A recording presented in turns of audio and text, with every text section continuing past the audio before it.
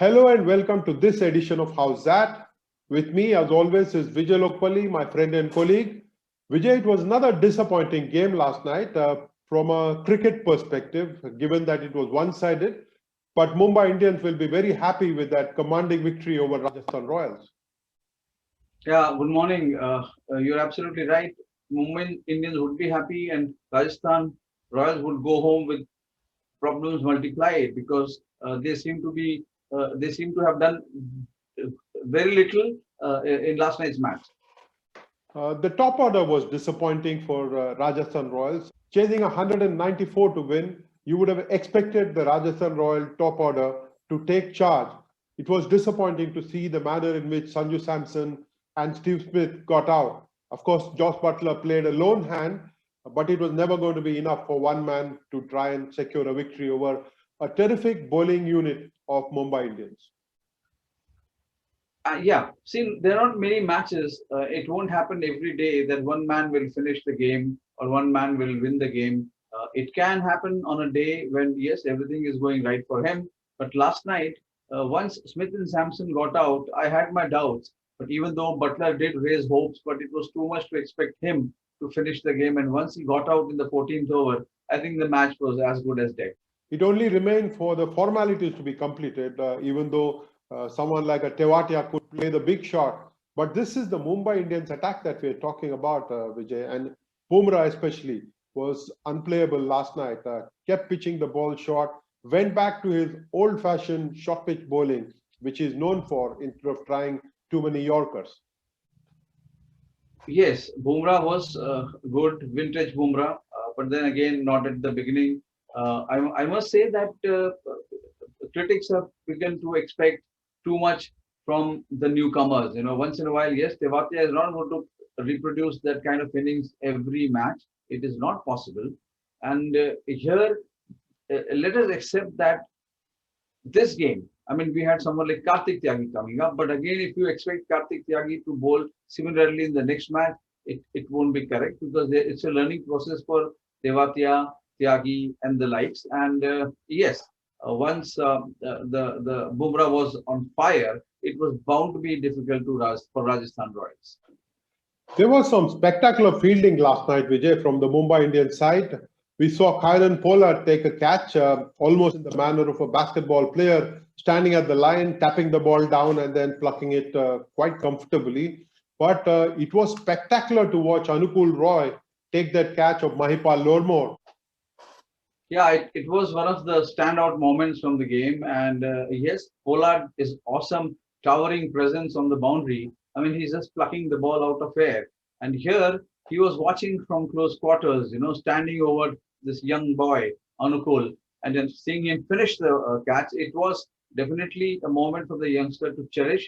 And once again, it goes to show that how in modern cricket, fielding has become so spectacular. I mean, even under 19 boys, under 16 boys are coming up with catches which would do a Jaunty Rhodes proud. This reminded me of a Martin Crowe catch back in Hyderabad in the 1987 Reliance Cup.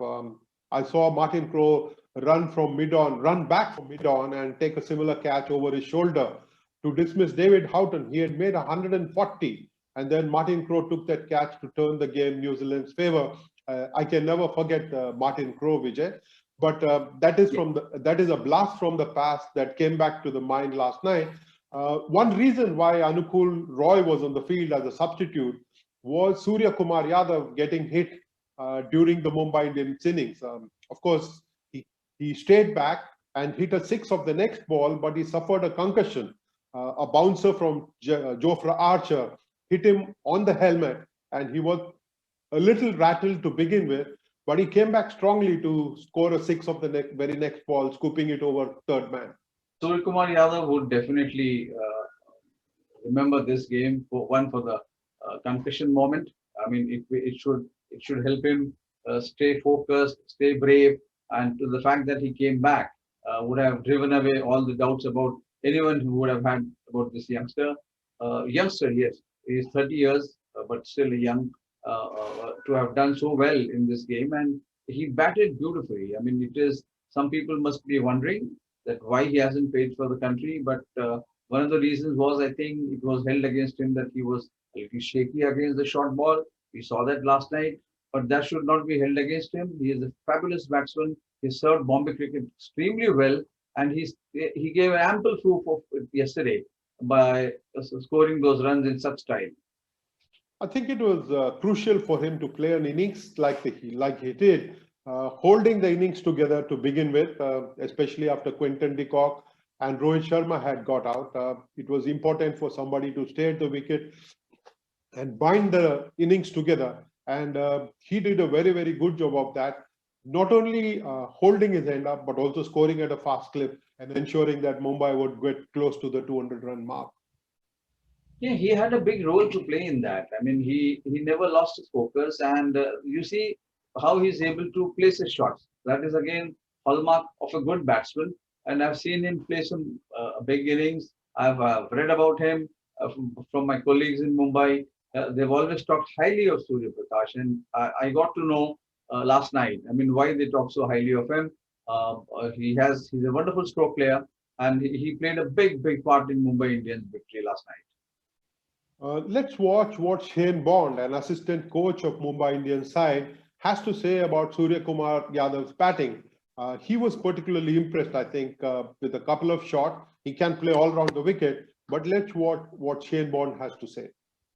Some of the shot making today from him, I think there was a sweep from about 7th stump on a low full toss that went 80 metres, and that, I don't know what you call that shot, the reverse lap, open face, I don't know, it was unbelievable. I think Surya has been frustrated that he's hitting the ball so well, and he has been for the whole camp, and he just wasn't kicking on, and today we saw his talent in full display. So I think he's a sensational player. Comes in, scores quickly, scores all over the ground, fast bowling, spin bowling, either or. He's a fantastic player and a key member for our team. So great for him to kick on today. And as our boys were talking about in the dressing room over dinner, some of the shots that he played were as good as anything you'll see. Vijay, it is not surprising that Josh Butler, who came in for the Rajasthan Royals at the press conference, also had only praise for Surya Kumar Yadav, and he was watching him from very, very close quarters. Yeah, he played a fantastic innings. No, we just couldn't quite tie him down. He used the angles really well. He used his crease really well, and he's a fantastic player. So that was tough that we couldn't quite execute our plans to him, but full credit to him. I thought he played a really good innings. It was important for Mumbai Indian that Surya Kumar Yadav put his hand up and made his biggest score for them in so many years. Very, very good knock in the end, especially in a partnership with Hardik Pandya, taking the score to 193 for 4. Vijay, that partnership perhaps put the match beyond Rajasthan Royals.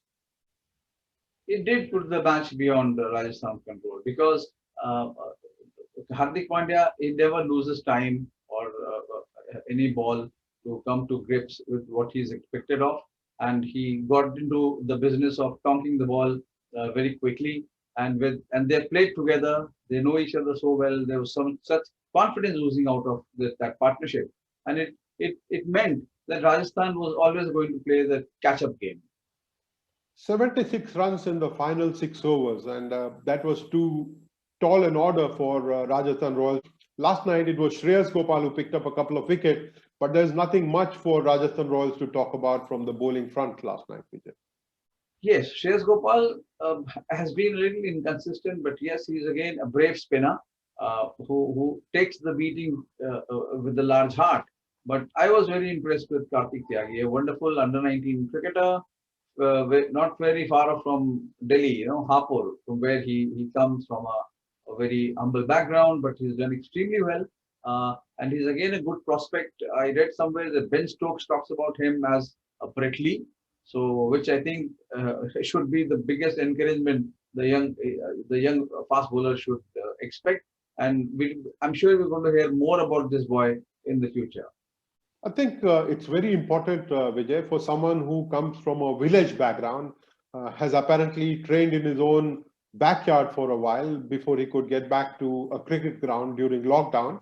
For him to get a 1.3 crore bid and be secured by Rajasthan Royals, he has been chased by a few teams, definitely. But it is going to be important for him to keep his head on his shoulder and keep performing to the best of his ability. I think it's crucial that he gets the right kind of advice at this age so that he's not lost to Indian cricket. I don't think I'll be worried about on that count because he's a very humble youngster. People have spoken to him and they've said that he's very respectful to the person whom he's speaking to. And like you said, village background, I'm sure he will not be corrupted by the large city ambience. And he has got the ambition. He has an ambition to play for the country, and he's worked very hard. So I'm sure just this large financial reward for him in the form of 1.3 crore, which he got for which he was signed, would not hamper his progress. He is set for bigger goals. He was very, very quick, bowling in speeds excess of 140, very consistent as well, and has got a very, very good short pitch delivery that can surprise even a batsman like Quinton de Kock. Yeah, his approach itself is so aggressive. I mean, and very balanced, and he's so athletic. He's everything that a fast bowler should be. And I think the biggest takeaway for Indian cricket as such from this game is going to be this young fellow who is not new to the selector. They did a wonderful job by picking him for the Under-19 World Cup. And I'm sure in times to come, Kartik Tyagi will make rapid progress to get into the Indian squad. Let's watch what Joss Butler has to say about Kartik Tyagi and about the youngsters who are in the Rajasthan Royals squad. Yeah, he's a really exciting talent. One thing the IPL always does is unearth fantastic young Indian players, and he's obviously really impressed in the nets and worked really hard to get his opportunity to make his debut today. So everyone really delighted for him, and it was a great moment for him and everyone in the team when he picked up his first wicket. Right, Vijay, it is time to now talk a bit about the Mumbai Indians bowlers. We have been doing it nearly all season so far. They are a terrific unit, especially the fast bowlers. World class, no doubt about that, with Bumrah, Boult and Pattinson, with a couple of other stars sitting in the sidelines. They have the armory to stop any side. Oh yes, it's a very impactful fast bowling attack. I mean, look at Trent Boult. He has got so many tricks. He's a very skillful bowler. Bumrah doesn't believe in skill because his speed is rattling the batsman and he's beating them by sheer pace, just like Jofra Archer does. And I'm sure these fast bowlers are very well complemented by Rahul Chahar and Krunal Pandya, and they have been performing consistently. So Mumbai Indians has very little worries on the fast bowling front, and with Bumrah showing such form, I'm sure batsmen in the opposition team are in for trouble. I think it was Bumrah last night who caught the eye of everyone, including people who asked questions at the press conference. There were a couple of questions asked of Shane Bond around Bumrah. Let's watch what Shane Bond had to say about Bumrah's bowling last night. I think Jasprit, by his own admission, has done some really brilliant stuff, and then one or two overs there, he hasn't quite been as accurate as he'd want to be. So we had a discussion pre-game. He really wanted to back his Yorker today, go back to his strengths and use his bouncer as he normally does.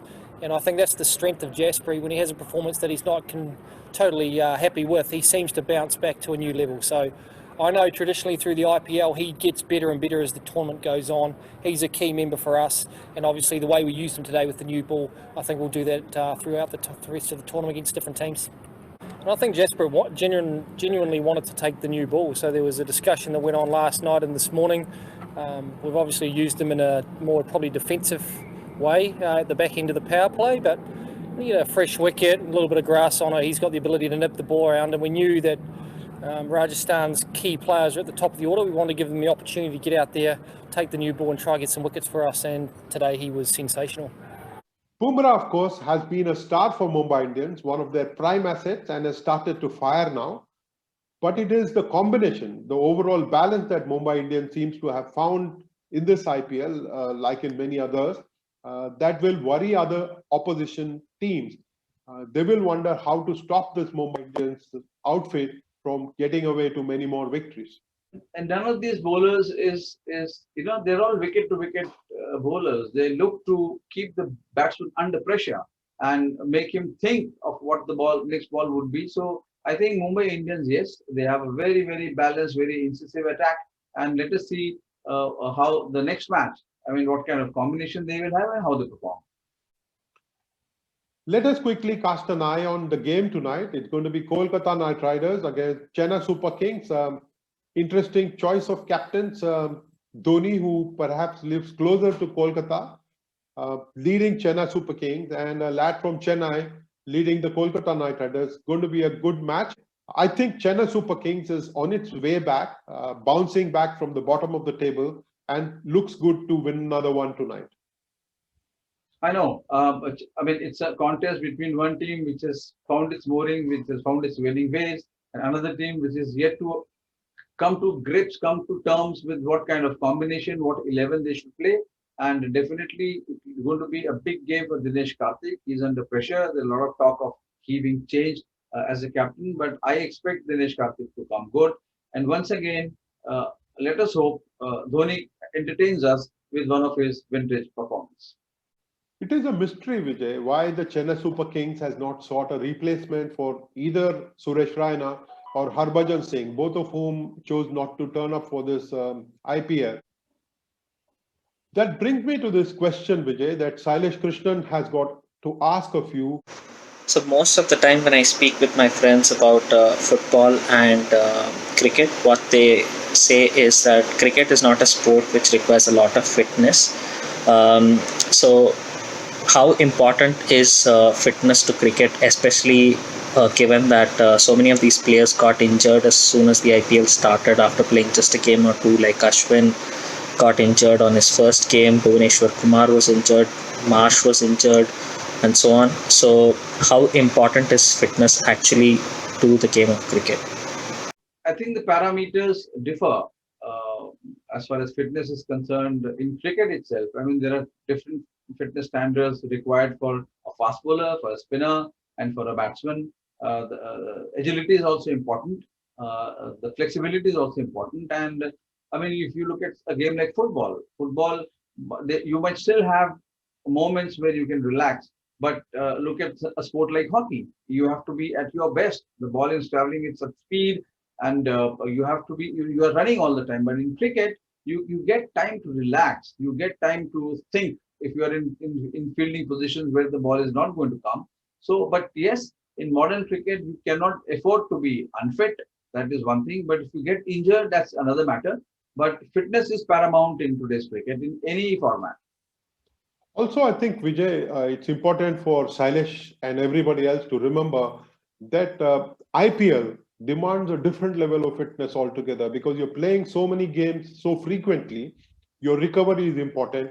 And if you're fit enough, you're able to stage a smart recovery and come back and be fresh on the field the very next day or a couple of days later. I think overall fitness, people tend to compare sport, and I think it is not the best thing to do. Cricket has got its own demands on fitness. Look at someone like a Virat Kohli. He's perhaps as fit as any other athlete in the country today. Yeah, and remember, most of the franchises, the best investment is the trainers and the physios because they play a very important role. First, in getting a player to be fit, and then if he gets unfit, getting him back to fitness. So it is a very, very important segment of any team.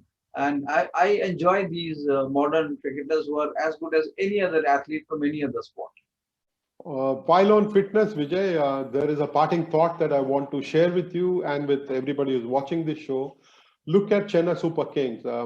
Everybody doubted Dhoni's fitness when he was gasping for breath after taking a couple of runs. But he came back on the field and played the next game, kept wicket for 20 overs and marshaled his team really well. I think for a team that has got many players who are over the age of 30 years, Chennai Super Kings has done really well for itself.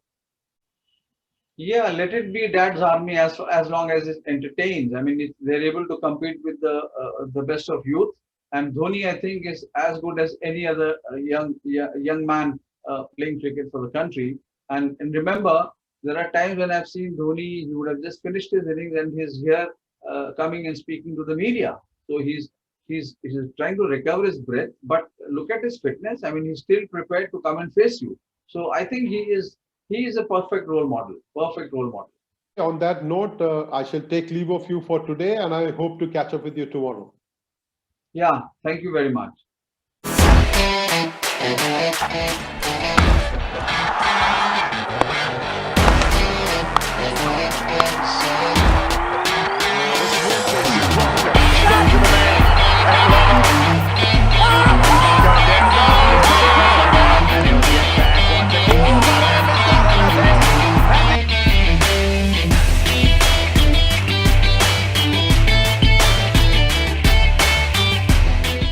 Yeah, I think it's been a challenge for all bowlers coming out of such a break. We're lucky we've had a month here in terms of preparation. Then it probably takes 3, 4, 5 games just to get back into the groove of things, the way we operate, the things that as a team we're looking for.